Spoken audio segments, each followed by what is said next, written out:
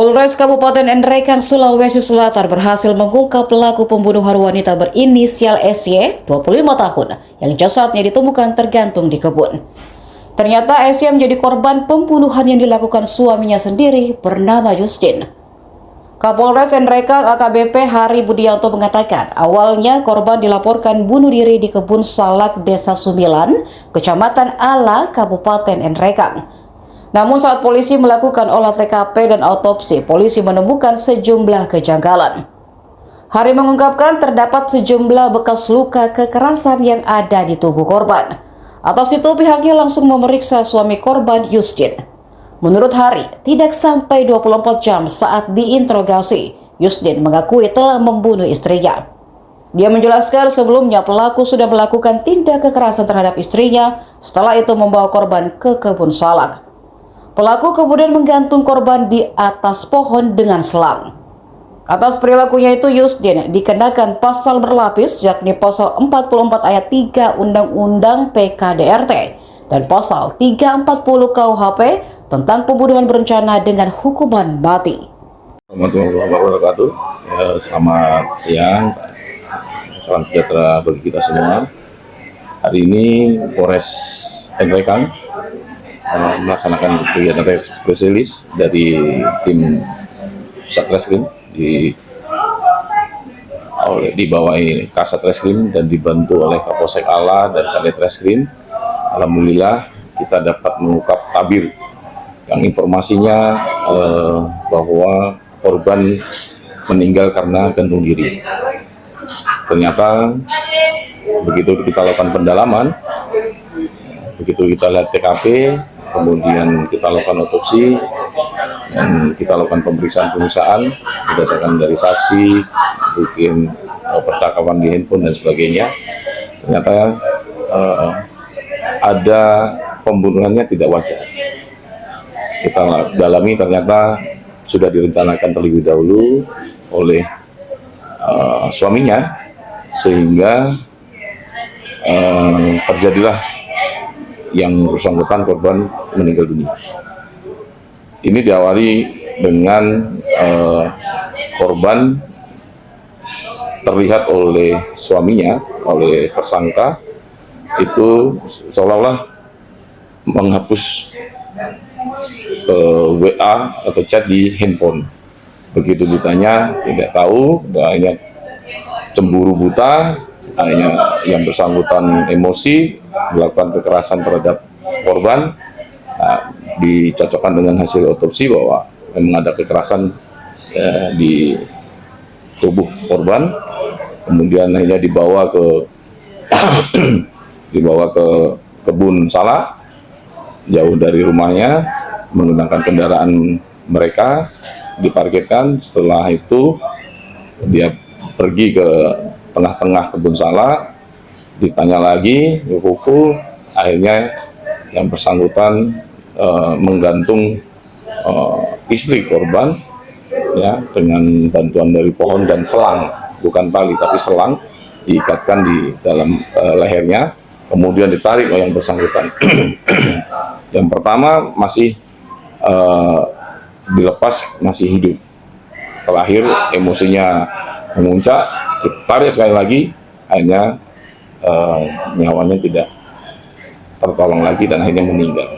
Dari situ baru sadar dia akhirnya menghubungi pihak keluarga daripada istri dan kepala desa di Desa Sumilang.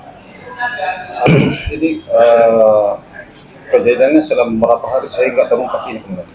Jadi kejadian ini dilaporkan pada hari Sabtu. Pada saat itu pukul 10 kami mendapatkan informasi dari Kapolsek Ala, kemudian kami menuju ke TKP.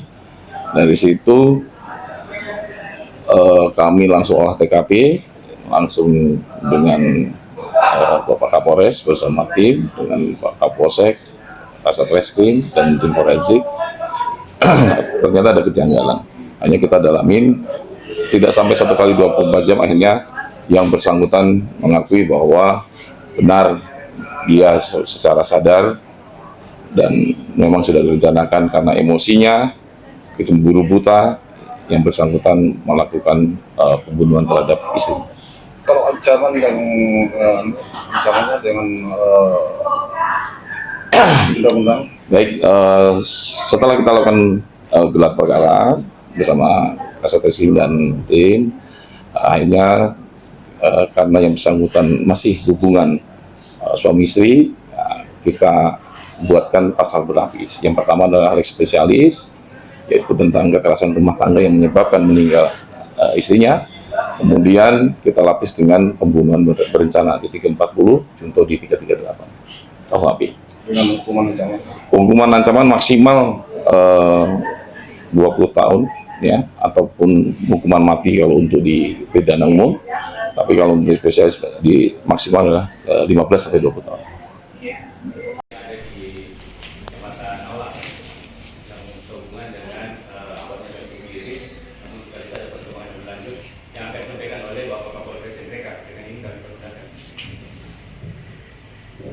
Bismillahirrahmanirrahim. Assalamualaikum warahmatullahi wabarakatuh. Pagi, salam sejahtera untuk kita semua. Yang saya hormati Pak Kasat Reskrim dan tim, Kasih Humas, dan seluruh rekan-rekan yang hadir pada pagi hari ini. Alhamdulillah, satu sisi bukan kita senang, ya, satu sisi kita juga sedih. Di mana ada kejadian yang ada di wilayah Kecamatan Alam di Desa Sembilan, ya, pada hari Sabtu, ya. Kami langsung cek TKP, kami kira pada saat itu laporannya bunuh diri. Begitu kita cek di lapangan, ternyata ada stok tindak-tindak, di mana motifnya adalah cemburu. Kemudian yang bersangkutan mengklarifikasi kepada istrinya, sampai ada dari kemarin hasil sementara dari visum autopsi dokter forensik masih daerah ada kekerasan di wajah sebelum dilakukan bunuh diri. Awal bunuh diri juga, ya, ini pun kami sampaikan kepada seluruh jajaran, terutama di Bappenas, agar selalu memberikan penyuluhan kepada masyarakat, baik melalui WA grup desa, ya, apabila ada suatu permasalahan dalam keluarga, nah, semuanya tentunya bisa diselesaikan dengan baik-baik, jangan menggunakan emosi saat yang akhirnya menyebabkan matinya seseorang. Kami selalu mengimbau kepada seluruh instansi yang terkait, baik desa, pemerintah, kemudian Babi, Kapolsek, agar terus mengimbau kepada masyarakat, ya, tentunya di wilayah Kabupaten Ngerekang ini, kecuali kekerasan rumah tangga, yang paling menonjol tentang masalah pencabulan. Ini terus kita himbau terus untuk dilakukan bersama-sama. Dan tentunya saya mengajak seluruh rekan-rekan sekalian, ayo kita sama-sama jaga wilayah Kabupaten Ngerekang ini tetap kondusif seperti yang dulu kita selalu mendengar bahwa Kabupaten Ngerekang ini adalah kabupaten yang teraman di antara kabupaten yang ada di wilayah Provinsi Sulawesi Selatan. Download Tribun X sekarang, menghadirkan lokal menjadi Indonesia.